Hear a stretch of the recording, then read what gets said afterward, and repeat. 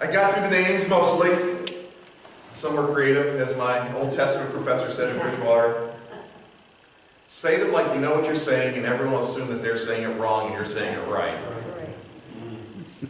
But if we've all heard that, then we all know the truth that no one really knows how to say the names anyway. So we just do the best we can and live with it. So as you hear, I mean, the biggest bulk of this text is really the genealogy. Who went to Egypt with Jacob? Now, it's interesting. Daughter-in-laws don't count, and son-in-laws don't count. But the text indicates that the daughters and granddaughters went also, which would imply either they never married or that their husbands went with them. Now it says that direct descendants from Jacob who went to Egypt, or those who were already there, numbered a total of 70 people.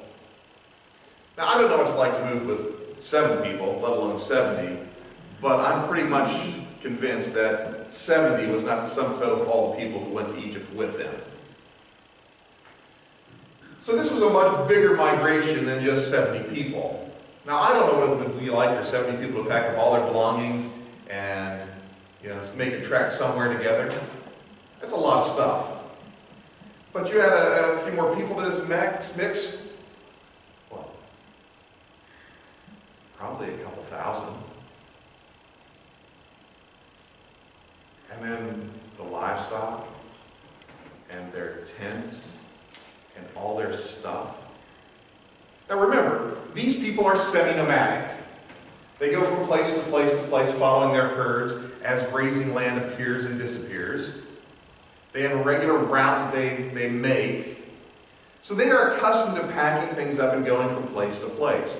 This is not a big task, and they probably live light, and they probably have their motorhomes ready to go. Or whatever the equivalent would have been. Somehow a motor camel just doesn't work. But they were accustomed to making these kind of trips. This was not uncommon or unusual. They knew how to do this. They did it all the time. The difference being, they usually moved from grazing land to grazing land where there's food. In some places they've planted food that they harvest as they make their cycle.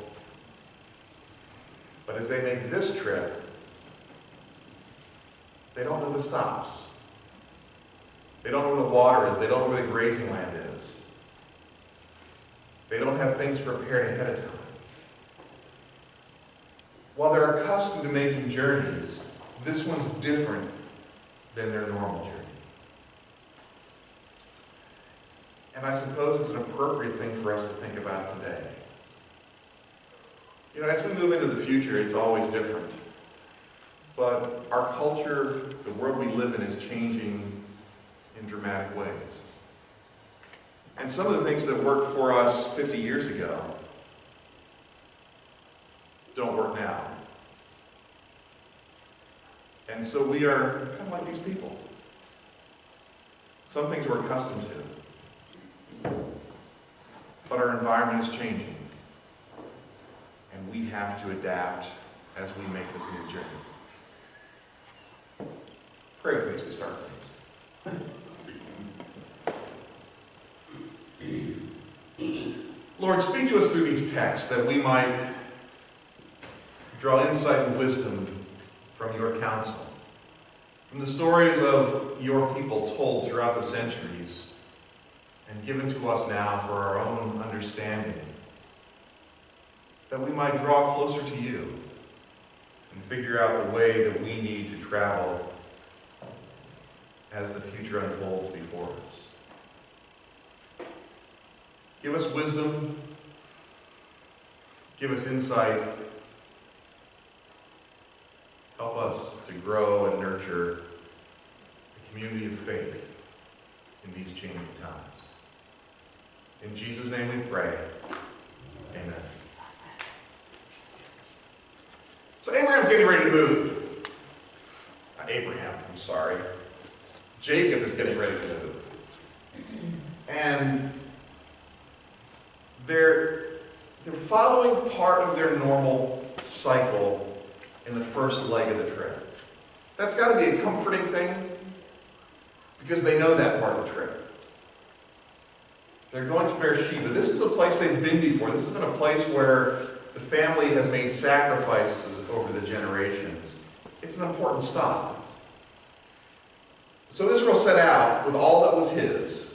And when he reached Beersheba, he offered sacrifice to God, to the God of his father Isaac. And God spoke to Israel in a vision at night and said, Jacob, Jacob. Here I am, he replied. I am God, the God of your father, he said. Do not be afraid to go down to Egypt, for I will make you into a great nation there. I will go down to Egypt with you. I will surely bring you back again. And Joseph's own hand will close your eyes. Then Jacob left Beersheba, and Israel's sons took their father Jacob and their children and their wives in the carts that Pharaoh had sent to transport him. So this is a trip that's going to take stages. I mean, when we plan trips across the country, don't we do the same kind of thing? We're going to spend the night here, we're going to spend the night here, we're going to stop at this place, and we're going to see a family here, and all these kind of things that we build into our travels. They were no different, but they followed a regular route most of the time. And so, they knew the places to stop. When I drove home from college, there was a Sheetz in Berkeley Springs, West Virginia, that I almost always stopped at. Even if I didn't need anything or didn't want anything, it was just a place where I'd stop and stretch my legs. Especially if it was late after finals. They were open 24 hours. It worked very well. They had places where they stopped routinely as well. Beersheba was one of those. As I said, it was a place where the families made sacrifices over the years. Not just Jacob, but also Isaac and Abraham. This has been a place where the family has gone back to routinely. So I suspect it was part of their regular circuit that they migrated through. But it was also a place that was significant for their faith. In this, they come to the spot, and Jacob, as the head of the family, also has priestly functions. Now remember, there's no written code of faith at this point. The scriptures have not been written yet, and the rituals change. Not big things, but little things. I mean, even think about how we do Love Feast. Someone who attended First Church in 1850 would come to our Love Feast next month. They'd be shocked at what they see. It would not be the same thing that they knew. But they would see within it some of the same elements. Yes, we still wash feet. Yes, we still eat together. But there's no longer a common bowl. Communion is no longer a common cup. Yet we still have communion, right? There are things that have changed in our own rituals over a period of time. It's just the way it happens. The rituals of sacrifice have changed also. It doesn't go into detail of what it looks like here. All we know is that Jacob made a sacrifice. Now, how much did he sacrifice? What did he sacrifice? We don't know. Usually it was livestock. Sometimes it was bread and grain. Sometimes it was wine. Sometimes it was oil. These were common sacrificial elements. And even as we read through Leviticus or other places where the law is detailed, you'll see all of these coming into focus. I mean, if you remember, we were talking about Cain and Abel. Cain kills Abel because his sacrifice wasn't accepted. And a lot of times as I've looked at it, it was, well, Abel brought livestock, Cain brought grain. But in truth, if you look through the code, grain is offered as a sacrifice much more commonly than meat. So that wasn't the issue. These things are little puzzle pieces that fall in place. So what did Jacob offer as a sacrifice? No idea. The important thing is that God spoke to him through the sacrificial event, whatever it was, however it worked for him. Later, sometime after it was completed, God spoke to him, and God said, "It's me, God, the God of your father. Don't be afraid to go down to Egypt. I will go with you." That doesn't seem like a huge pronouncement, does it? But you have to remember, in the ancient world, most people assumed that gods were geographically located. Kind of like your FM radio. What happens when you drive too far? You're out of range, you're out of luck. You got to find a new station. Most people in the ancient world understood their gods kind of like that. You get too far away from the god's sacrificial point, and you're out of luck. So going down to Egypt could have been seen as being a dangerous thing to do, because that would mean that Jacob no longer has God's protection. But what does he say? Don't worry about it. You're not going to drive out of range today because I'm going with you.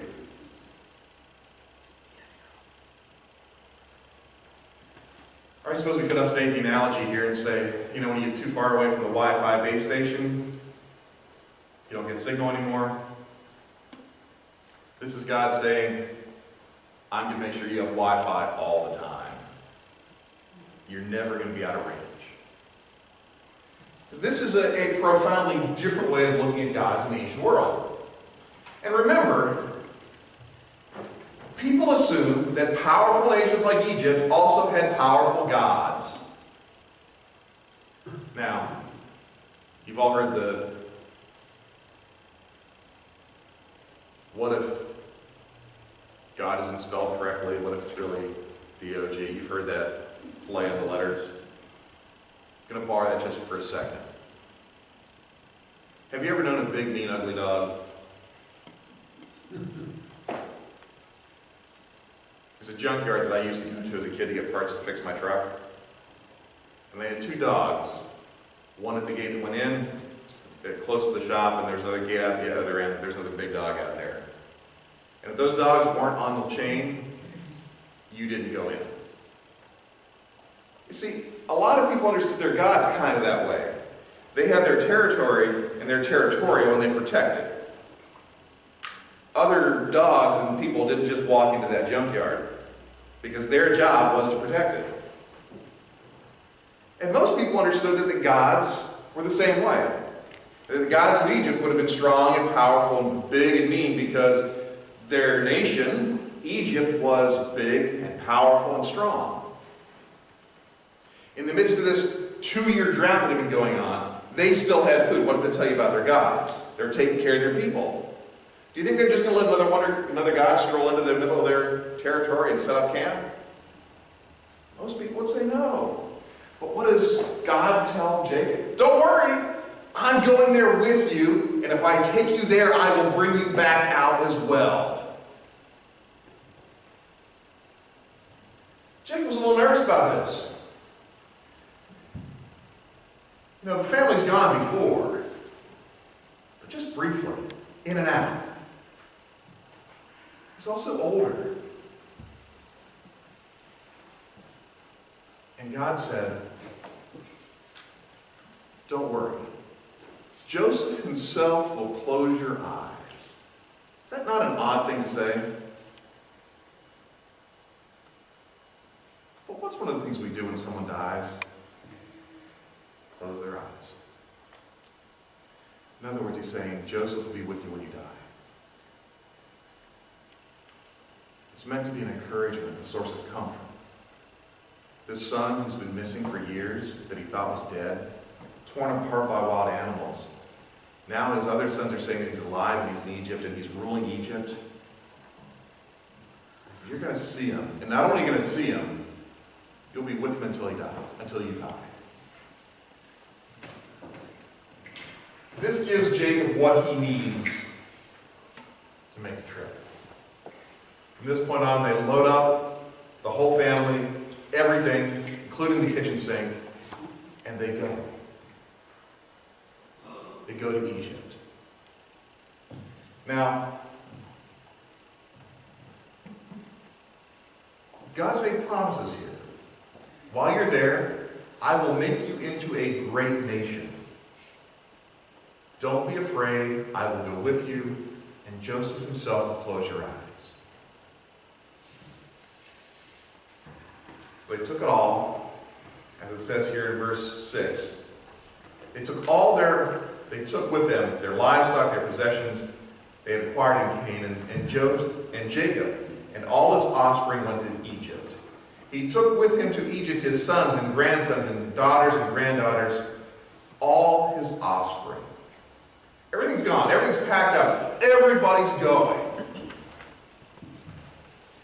This is like families that move from the East Coast to settle in the Midwest or further west. Remember the stories of the wagon trains, the Conestoga wagons leaving Pennsylvania loaded with settlers going west to find sheep land. They packed up everything they had, and they moved in groups and went and set up new communities. This is a picture something like that. Now Jacob's taking a big family with him. He's had at least 12 sons, and at this point a pile of grandkids, because there are 70 who are going.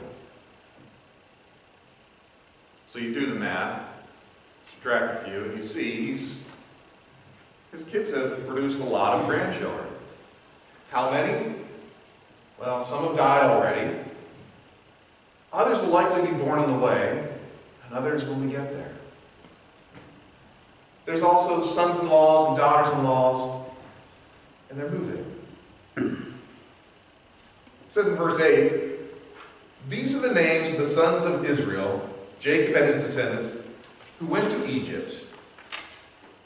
And the list is detailed. It gives us all the sons' names. Mentions one daughter, and we know another daughter. That's it. But daughters and granddaughters went too. Altogether, some 70 people. Now, if you want, I'll read the names for you again. Anybody? Nobody? Not even one hand wants the names?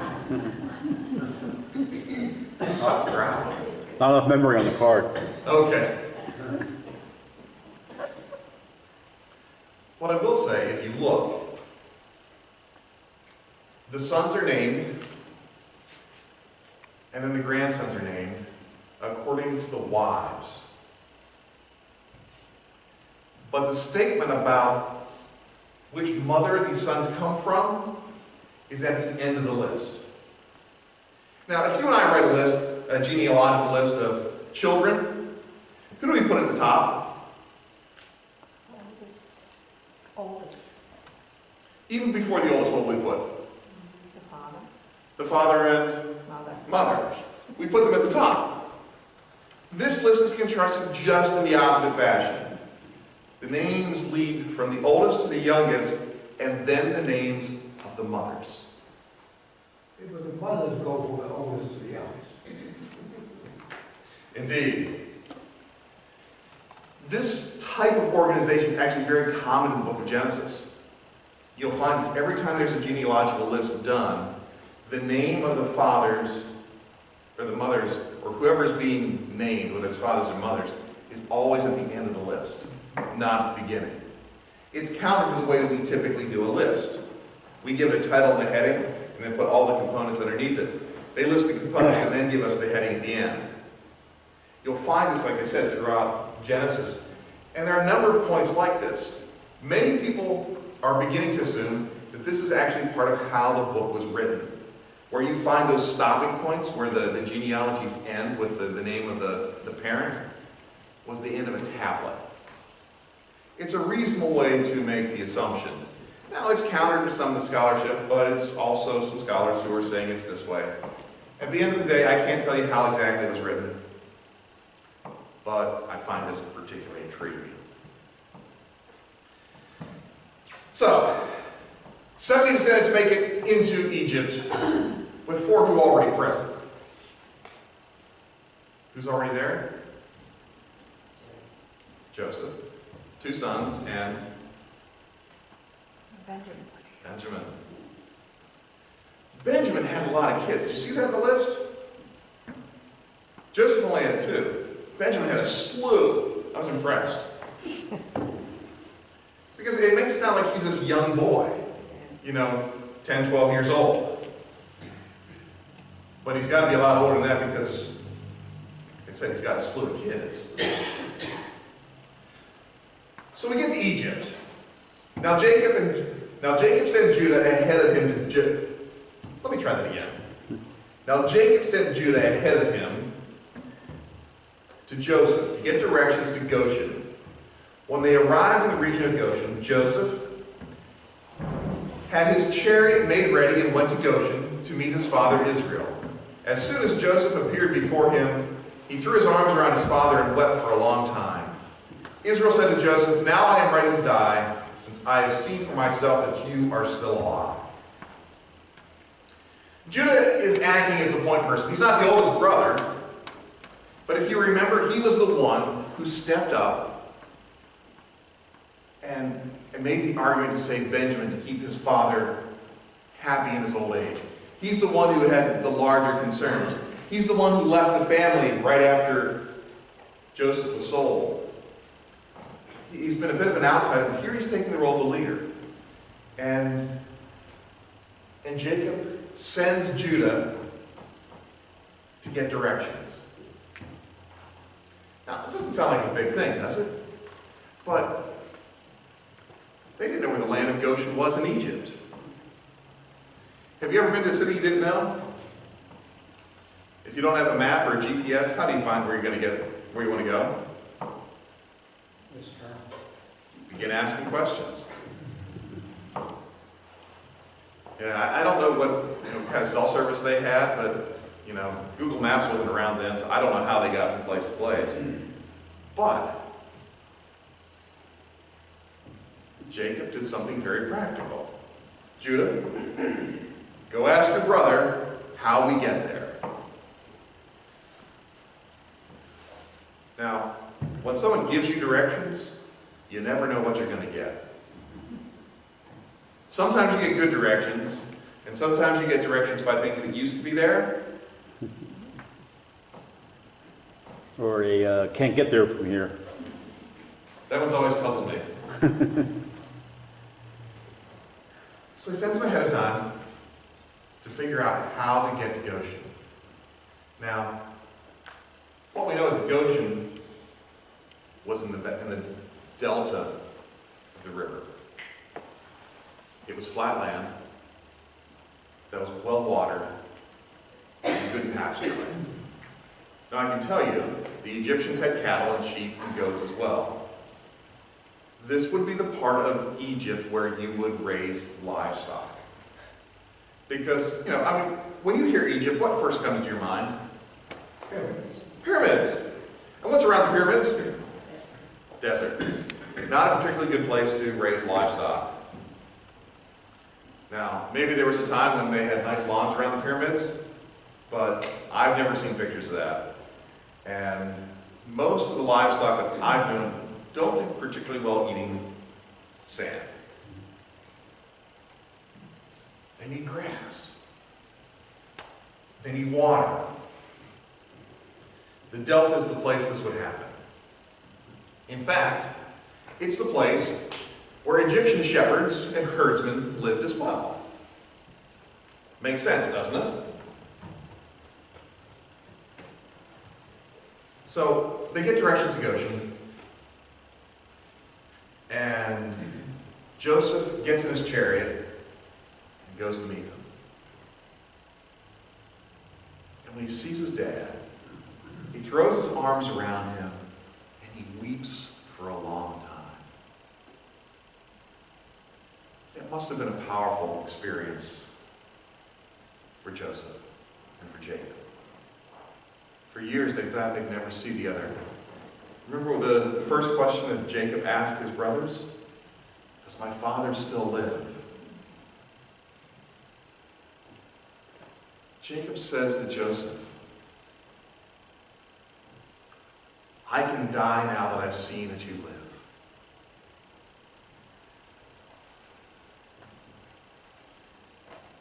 Odd thing. I mean, they're just reunited, now he's talking about dying.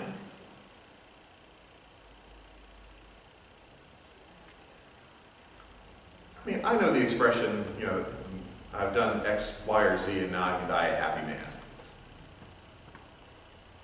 And I gotta read it in that kind of light.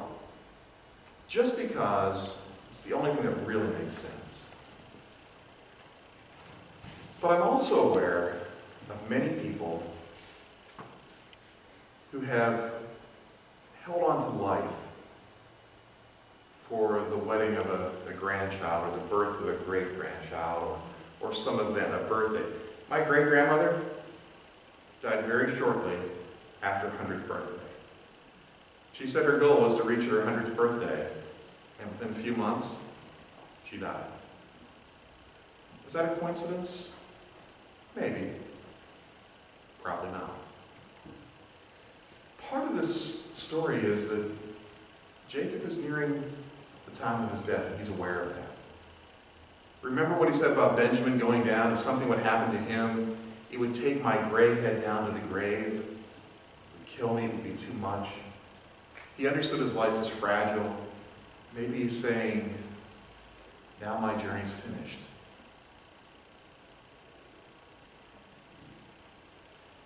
It's an odd greeting, nonetheless. But it is clearly one of a father and son who are happy to be reunited.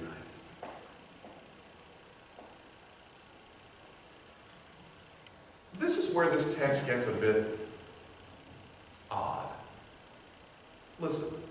Then Joseph said to his brothers and to his father's household, I will go up and speak to Pharaoh, and will say to him, my brothers and my father's household, who were living in the land of Canaan, have come to me. The men are shepherds, they tend livestock, and they have brought along their flocks and herds and everything they have. When Pharaoh calls you in and asks, what is your occupation? You should answer, your servants have tended livestock from our boyhood on, just as our fathers did. Then you will be allowed to settle in the region of Goshen, for all shepherds are detestable to the Egyptians.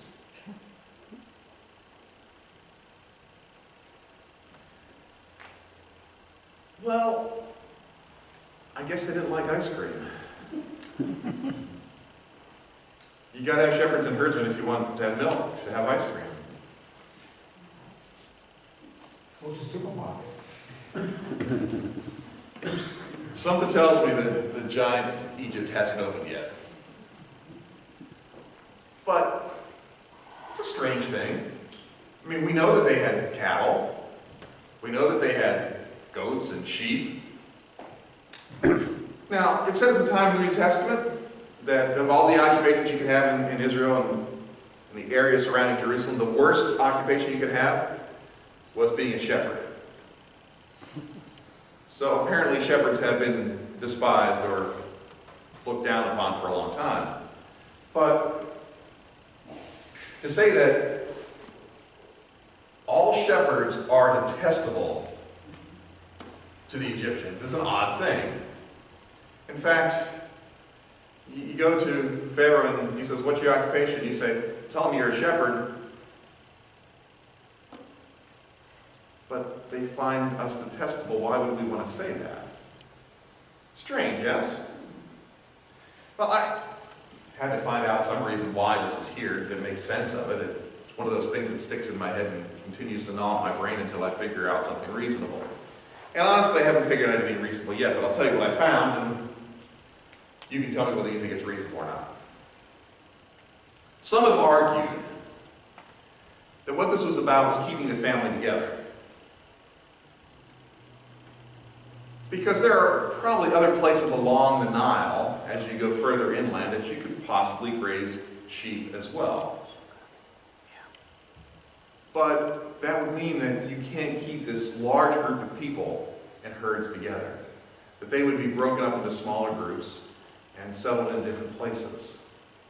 So that saying this, that we are shepherds, herdsmen, and need a place to take care of our flocks, and our herds which we brought with us, we keep the family together.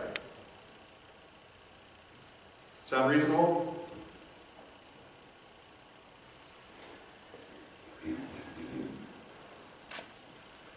I wasn't terribly satisfied with that answer myself. I mean, it makes sense at a certain point.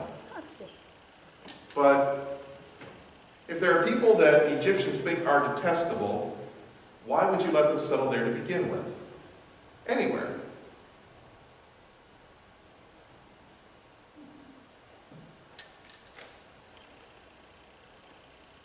I mean,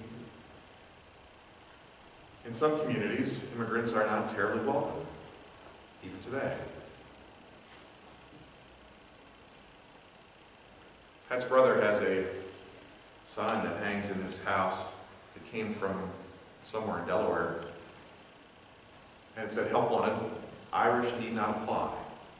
Now you have to remember, his mother is Irish.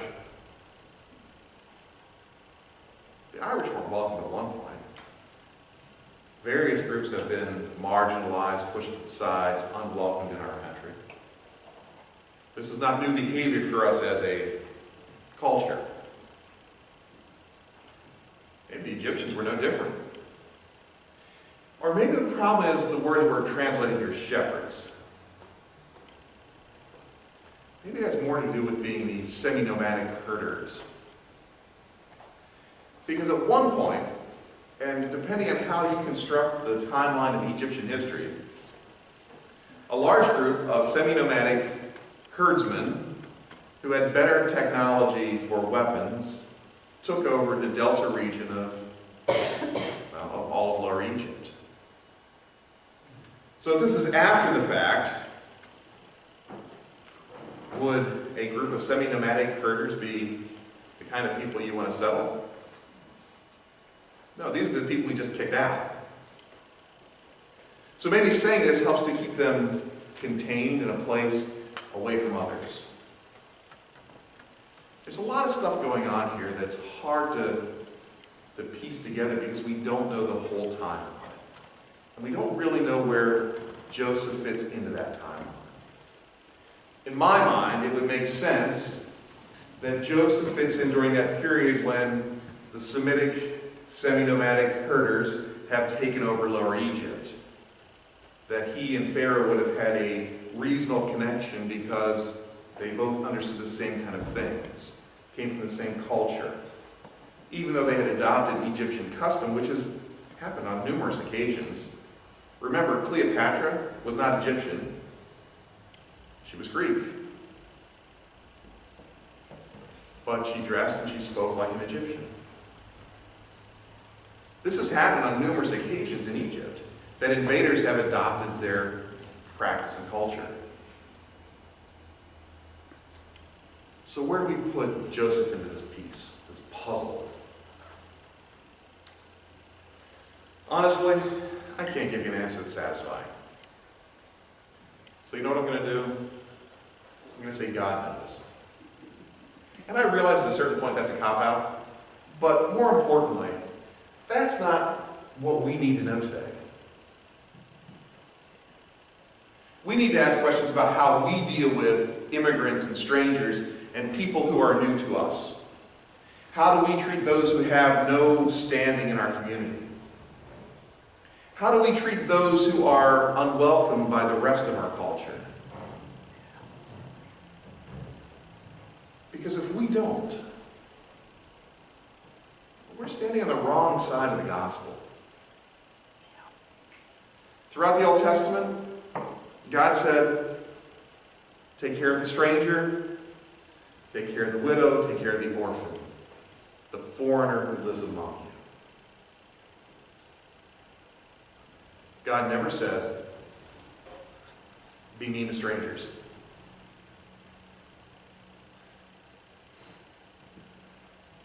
So how do we deal with those who are not welcome in our culture? You know, we can dial it down a little bit. How do we treat those that we work with who are different than us? How do we treat those at school who are different than us?